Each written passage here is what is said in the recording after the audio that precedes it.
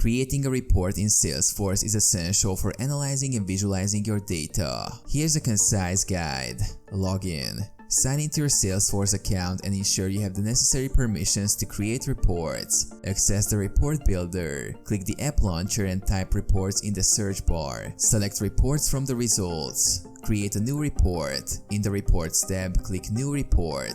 Choose the object you want to create a report on, such as accounts, contacts, or opportunities. Select the report type. Salesforce offers various report types tailored to specific objects and data. Choose the report type that matches your needs. Define filters. You can set filters to narrow down the data you want to include in your report, such as specific data range or criteria.